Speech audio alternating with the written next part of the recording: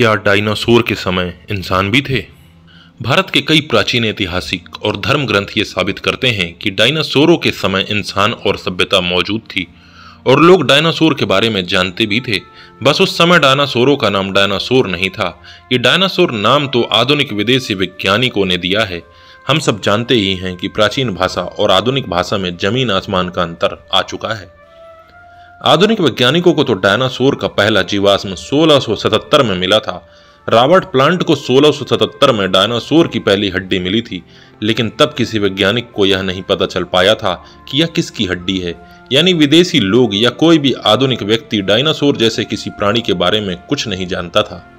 लेकिन 12वीं शताब्दी में सूर्यवर्मन द्वितीय द्वारा बनवाया गया विशाल हिंदू मंदिर अंकोर वाट मंदिर, जिसकी दीवारों पर हिंदू ऐतिहासिक ग्रंथों के प्रसंगों के बहुत चित्र मिलते हैं। इन्हीं चित्रों में डायनासोरों के अलग अलग चित्र भी मिले हैं। इन चित्रों में असुरों और देवताओं के बीच समुद्र मंथन, रामायण और महाभारत के दृश्य भी दिखाए गए हैं। महाराष्ट्र के गढ़चिरौली में करीब 1000 साल पुराने मारकंडा मंदिर और बेलूर के चेन्ना केशव मंदिर के साथ साथ भारत के कई प्राचीन मंदिरों के भित्ति चित्रों में डायनासोर, ड्रैगन आदि प्रमाण देखे जा सकते हैं।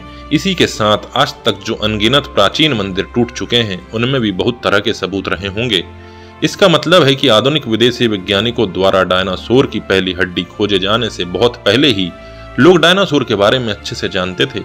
निश्चित ही उस समय के लोगों ने डायनासोर, ड्रैगन आदि के बारे में प्राचीन ग्रंथों में ही पढ़ा होगा, और जब प्राचीन ग्रंथों में इसके बारे में स्पष्ट लिखा है तो इसका मतलब है कि किसी ने इन्हें देखा भी होगा, तभी तो इनके आकार प्रकार के बारे में जानकारी दे पाए। तो फिर इसका मतलब कि लाखों साल पहले इंसान भी थे और इतिहास भी लिखते थे। यानी मानव सभ्यता केवल कुछ हजार वर्षों पुरानी नहीं है, लाखों वर्ष पुरानी है, और वो भी पूरी तरह उन्नत और विकसित अवस्था में। डायनासोरों का अंत एक एस्टेरॉयड के गिरने से हुआ, ये आधुनिक वैज्ञानिकों का मात्र एक अनुमान और कल्पना है। अपनी इसी कल्पना पर वैज्ञानिकों ने समय समय पर अपनी स्टडी और थ्योरी चेंज करते रहते हैं। इसके बारे में वैज्ञानिक कोई प्रमाण नहीं देते। आधुनिक वैज्ञानिकों ने कह दिया है और हमने मान लिया, कोई प्रमाण नहीं मांगा। वाल्मीकि रामायण में 4 दांतों वाले हाथियों का जिक्र किया गया है। आधुनिक वैज्ञानिकों को भी 4 दांतों वाले हाथियों के जीवाश्म मिले हैं, वो भी उस समय के जिस समय को रामायण का काल। आधुनिक वैज्ञानिकों ने इसके नाम गोम्फो थेरे रखा था।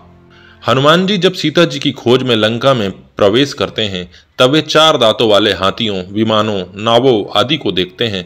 लंका में सीता जी को खोजते हुए हनुमान जी को कहीं और 4 दांत वाले हाथी दिखाई नहीं देते। इसका मतलब ये हो सकता है कि हाथियों की यह नस्ल दुर्लभ थी और इसलिए ये किसी विकसित राज्य के राजा की सेवा में ही रखे जाते थे।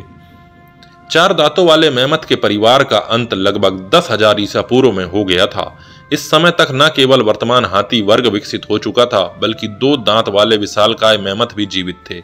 इसका मतलब ये डायनासोर, 4 दांतों वाले हाथी आदि के समय एक विकसित मानव सभ्यता थी, जो इतिहास लेखन जैसे सभी कार्य करती थी, क्योंकि इतनी सटीक कल्पनाएं बिना देखे तो नहीं लिखी जा सकती। आधुनिक वैज्ञानिकों ने पहले 9 ग्रह बताए, फिर 8 ग्रह कर दिए।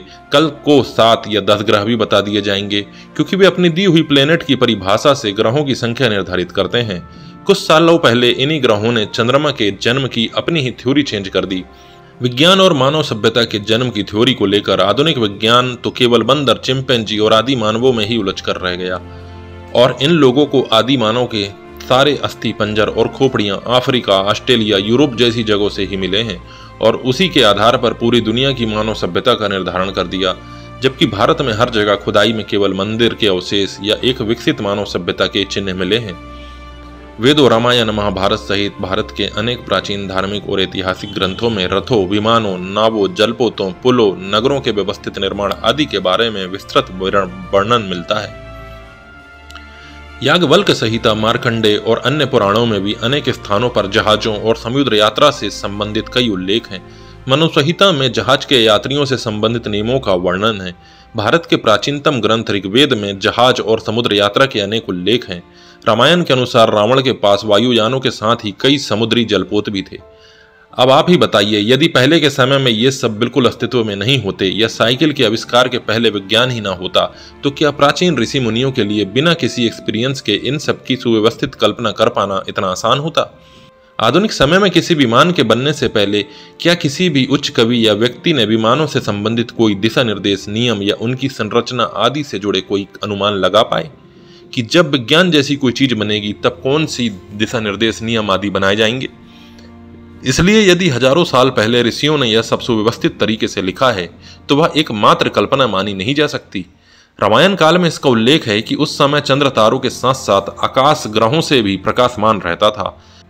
भास्कराचार्य के समय में बांस से बनाई गई दूरबीन से ग्रहों को आसानी से देखा जा सकता था, जिसे भास्कराचार्य ने खगोल विज्ञान का अध्ययन करते थे।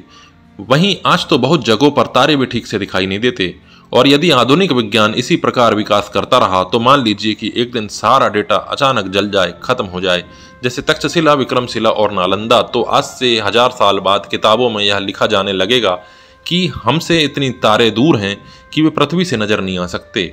और फिर यदि उस समय कोई व्यक्ति कहेगा कि पहले के समय में तारे आसानी से नजर आते थे, तो लोग उस समय के व्यक्ति पर हंसेंगे और कहेंगे कि ये तो अंधविश्वास है, कल्पना है, ब्राह्मणों की गपोड़ है, नहीं तो आज नजर क्यों नहीं आते। कहने का मतलब ये है कि जो चीजें आज नहीं होती या आज दिखाई नहीं देती, तो इसका मतलब ये बिल्कुल नहीं कि वो पहले भी नहीं होती थी। आधुनिक वैज्ञानिकों के अनुसार भी पहले ऐसा बहुत कुछ हुआ जो तब के बाद से आज तक दोबारा नहीं हुआ, जैसे अचानक से एक बिंदु से ब्रह्मांड की उत्पत्ति हो जाना, अचानक से एक एस्टेरॉयड के गिरने से पृथ्वी के सारे डायनासोरों का खत्म हो जाना, आदि मानवों को पत्थरों से रगड़कर अपने आप आग जलाना सीख लेना आदि। मेरा भी एक सवाल है कि क्या आपने कभी ऐसा सुना या देखा कि किसी व्यक्ति ने कहीं पढ़े या सुने बगैर ही पत्थरों को रगड़कर अपने आप आग जलाना सीख लिया हो? समय काल के साथ साथ परिवर्तन होता रहता है, सभ्यताएं आती जाती रहती हैं। प्राचीन समय में अस्तित्व में रही चीजें लगातार धरती में दबती चली जाती हैं और भौतिक चीजों का अस्तित्व मिटता चला जाता है और नई सभ्यताएं जन्म लेती रहती हैं, लेकिन सबका आधार एक ही है।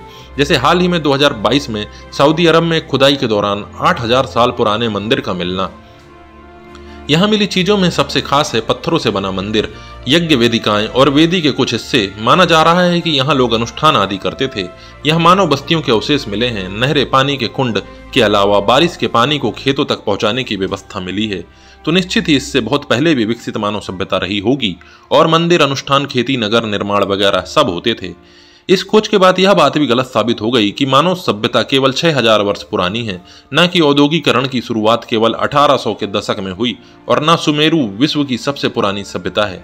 जरा रुकिए, अभी हाल की एक और नई स्टडी के अनुसार इराक की खुदाई में 70,000 साल पहले की दाल, रोटी और शाकाहारी खाना खाने के चिन्ह मिले हैं।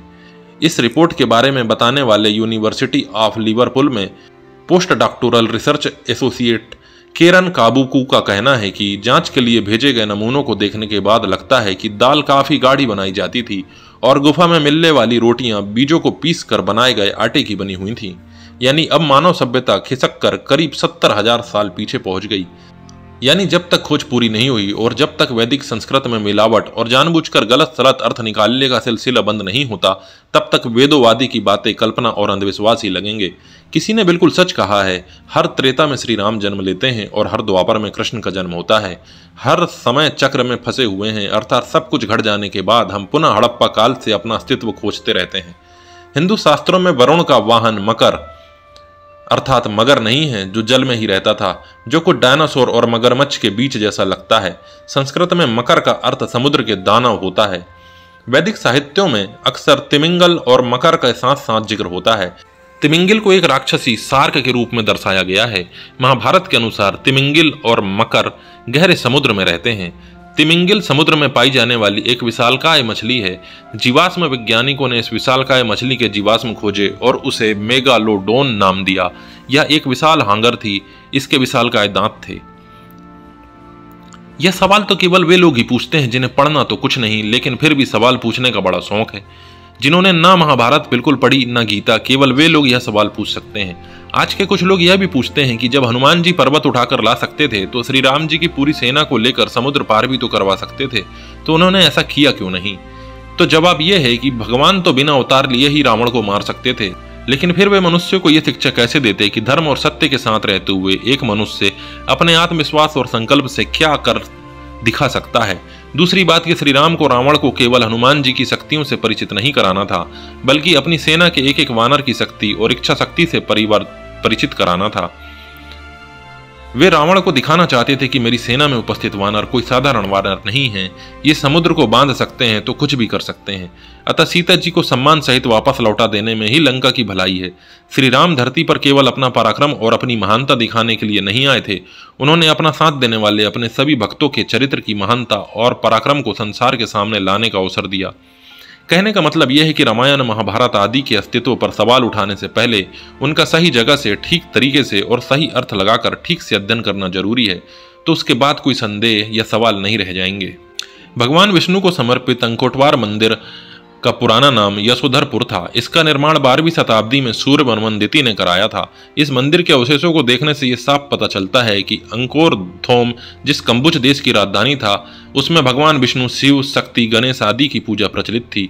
आज का अंकोरथोम एक विशाल नगर का खंडहर है। विद्वानों के अनुसार यह मंदिर चोल वंश के मंदिरों से काफी मिलता जुलता था। अंगकोरथोम और अंकोरवात में 20वीं सदी की शुरुआत में जो पुरातात्विक खुदाइयां हुई हैं, उससे साफ पता चलता है कि कंबुज के अनेक राज्य स्थानों में आश्रम स्थापित होते थे, जहां रामायण, महाभारत और पुराण अन्य भारतीय ग्रंथों का अध्ययन अध्यापन होता था। यहाँ सुदूर पूर्व के हिंद चीन में प्राचीन भारतीय संस्कृति के अवशेष मिलते हैं। अंकोरवाट मंदिर के भित्ति चित्रों में बलि, वामन, स्वर्ग, नरक, समुद्र मंथन, देवदानव युद्ध, रामायण और महाभारत से संबंधित अनेक शिला चित्र पाए गए हैं। मंदिर बहुत विशाल है। इसकी दीवारों पर पूरी रामायण मूर्तियों में अंकित है। इन चित्रों में रामायण की कथा रावण वध के लिए देवताओं द्वारा भगवान विष्णु जी की आराधना से शुरू होती है और सभी प्रसंगों के चित्रों के साथ सीताराम जी के राज्याभिषेक पर समाप्त हो जाती है। यहाँ वाल्मीकि रामायण के उत्तराखंड का कोई निशान नहीं मिला है। 14वीं और 15वीं शताब्दी में बौद्ध धर्म का प्रचार बढ़ने पर इस मंदिर को बौद्ध मंदिर में तब्दील कर दिया गया। इसलिए हिंदू धर्म पर कभी भी कोरी कल्पना या सवाल उठाना बहुत गलत है। पहले आप हिंदू धर्म का अध्ययन करिए, फिर किसी भी प्रकार का क्वेश्चन करिए। वीडियो पसंद आया है तो वीडियो को लाइक करिए और चैनल को सब्सक्राइब जरूर करिए दोस्तों।